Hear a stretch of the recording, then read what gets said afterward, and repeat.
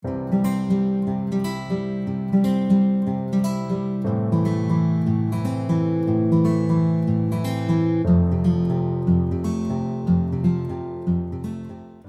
sont les grandes périodes de la riposte internationale au VIH? Alors on va s'intéresser ici à la dimension internationale de la riposte au sida, plus qu'à ce qui a pu se passer à l'échelle des différents pays.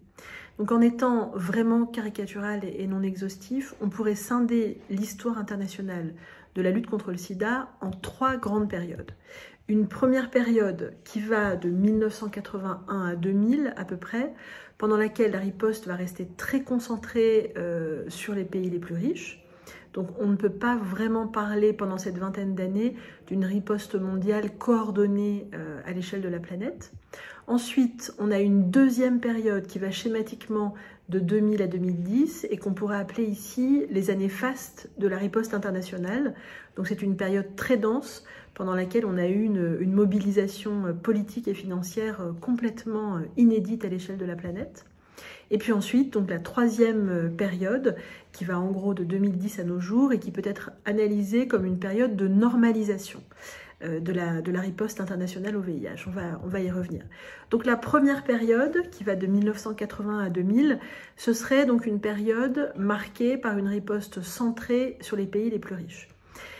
Depuis les premiers cas documentés en Californie en 1981 jusqu'à la fin du XXe siècle, la riposte a donc été clairement uniquement dirigée vers les pays à revenus élevés ou quasi uniquement dirigée vers eux, au détriment des pays d'Afrique qui concentraient pourtant déjà les 2/3 du fardeau de l'épidémie. Cette vingtaine d'années, donc de 81 à 2000, elle est évidemment une période très importante sur le plan de la recherche, avec des avancées scientifiques absolument majeures qui ont suivi la découverte du virus du sida par Françoise Barré-Sinoussi, Luc Montagnier et Jean-Claude Sherman en 1983. On peut, dans ces avancées, citer notamment la mise en place des premiers tests de dépistage en 1985, et puis aussi l'utilisation de la première molécule antirétrovirale, l'AZT, en 1987, ou encore l'avènement des trithérapies en 1996, qui est évidemment une avancée majeure, mais à cette époque, l'ensemble de ces outils restait inaccessible pour la grande majorité des patients dans le monde, et notamment en Afrique, du fait de leurs coûts particulièrement élevés. La dimension internationale de la riposte, elle existait malgré tout déjà d'une certaine façon à cette époque. Elle était en train de se structurer pendant cette première vingtaine d'années, même si on était loin de la dynamique mondiale qu'on a connue par la suite. Elle était notamment visible à travers la mise en place d'un programme SIDA à l'OMS en 1986, ce qui veut dire que dès 1987, on a quand même eu une première stratégie mondiale de lutte contre le sida. Et puis évidemment, en 1994, on a la création de l'ONU-SIDA, qui, comme vous le savez, n'est pas une agence des Nations Unies, mais un programme qui regroupe plusieurs agences ou plusieurs coparrainants autour de la riposte contre le sida. Et là, pour le coup, il faut bien reconnaître à l'ONU-SIDA un caractère très avant-gardiste, qui était le sien à l'époque, au moment de sa création en 1994, puisqu'on retrouve là cette idée d'une réponse multisectorielle pour répondre à un enjeu complexe, donc la lutte contre le sida en l'occurrence, qui était à la fois complètement emblématique de ce qu'on appelle aujourd'hui la santé mondiale, qui est en train d'émerger à cette époque, et tout à fait précurseur finalement de l'esprit des objectifs du développement durable tels qu'on les connaît aujourd'hui. Cette structuration de la riposte internationale, elle passe aussi par l'activisme et par les revendications des acteurs associatifs qui ont très vite compris l'importance de lutter contre le sida à un niveau global et de mettre en place des réseaux au niveau international. Par exemple, le réseau mondial des personnes vivant avec le VIH-Sida, le GNP+, il existe de fait depuis 1986. Et de manière plus générale, on a à cette époque des liens forts qui se créent, on a des réseaux d'échange qui se mettent en place, qui sont des réseaux d'ailleurs qui sont souvent informels, mais qui sont très importants, et qui donc se mettent en place entre des chercheurs, des soignants, des activistes, etc., des différents pays. Voilà, donc malgré toutes ces avancées et tous ces pas vers une riposte qui serait réellement une riposte internationale, une riposte mondiale. Si on regarde un peu plus précisément les actions qui sont concrètement mises en place sur le terrain, évidemment, on est très loin d'être à la hauteur des enjeux.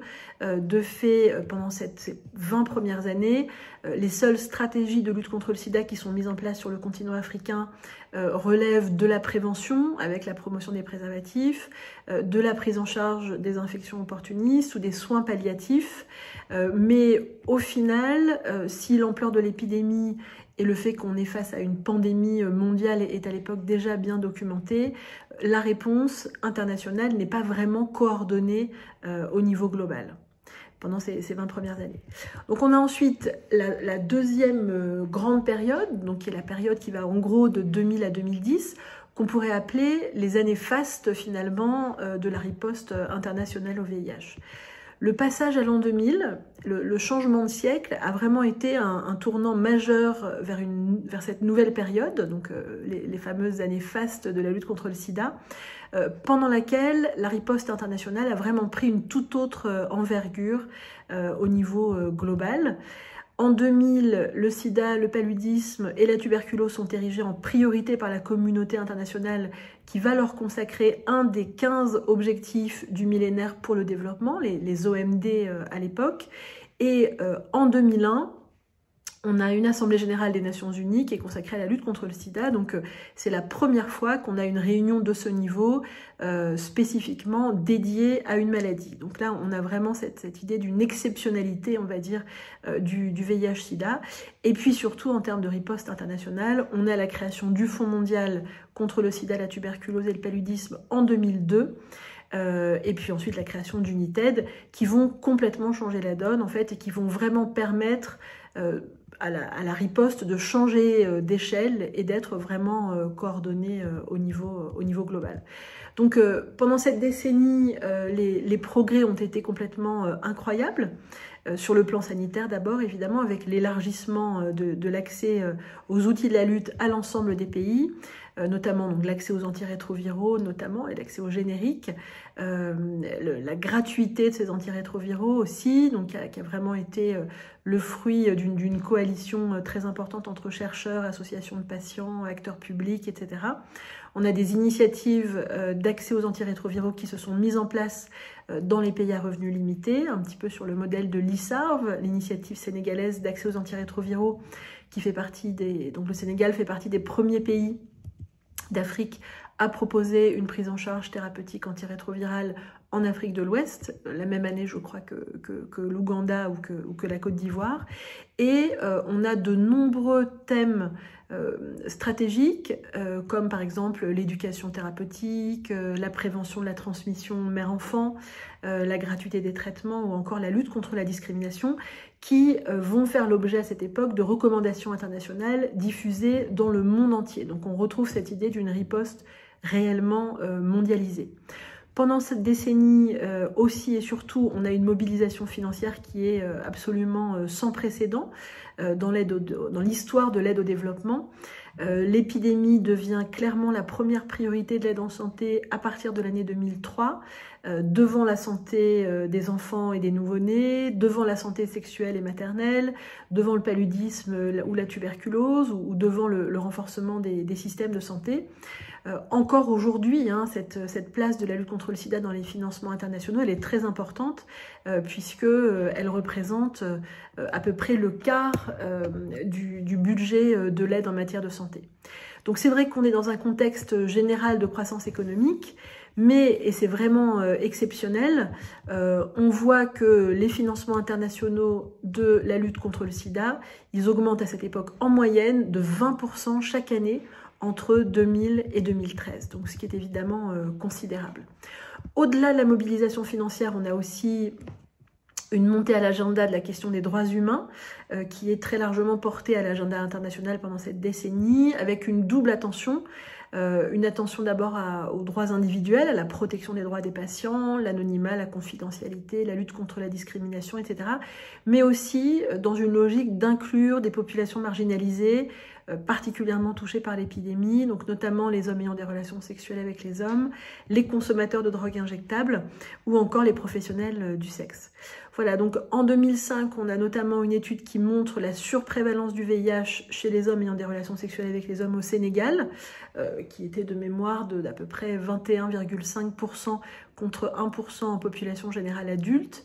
Et donc pour le coup, cette étude, elle a notamment permis de mettre le sujet à l'agenda, y compris en Afrique. Voilà, et ça a été quand même un moment assez charnière. Et de manière plus générale sur les questions de loi, on a pendant cette décennie la mise en place d'une série de lois dans les pays qui donnent lieu d'ailleurs à d'importants débats et à d'importantes controverses. Mais en tout cas, clairement, cette question des droits humains, elle est très clairement mise à l'agenda pendant cette décennie. Bref, la décennie de 2000 à 2010 est une décennie qui va être incroyable en matière de lutte contre le sida. Voilà, et tous ceux qui de fait l'ont connu se souviennent de la dynamique incroyable en fait qui était la nôtre dans ces années-là. Ensuite, donc troisième période, une période qui va de 2010 à nos jours, qu'on pourrait finalement taxer d'être une période de normalisation de la riposte internationale. Alors pour le coup, pendant cette dernière décennie, la lutte contre le sida est concurrencée par d'autres enjeux importants dans l'opinion publique, par d'autres maladies, mais aussi par d'autres enjeux comme par exemple le changement climatique. En 2013, pour la première fois dans l'histoire de la maladie, le nombre de personnes qui commencent un traitement antirétroviral est plus important que le nombre de nouvelles infections. Et ce moment a peut-être quelque part marqué la fin de l'exceptionnalité de l'épidémie. On a de très fortes critiques à l'égard de l'approche verticale de la riposte au VIH et une évolution vers une approche plus normalisée. En tout cas, on essaye de tendre au maximum pendant cette décennie vers une approche plus intégrée au système de santé. Et cette normalisation de la lutte contre le sida a été notamment officiellement reconnue par l'Assemblée mondiale de la santé dans une résolution en 2010 qui très clairement demande l'intégration des services de lutte contre l'épidémie dans les services de santé existants. Cette normalisation elle est relative évidemment, mais elle est allée aussi de pair avec une phase de crise et de raréfaction relative des financements tout au long de cette décennie. Et nombreux sont ceux aujourd'hui qui craignent une forme de fatigue des donneurs et qui anticipent déjà une reprise de l'épidémie si les efforts de la communauté internationale venaient à se relâcher.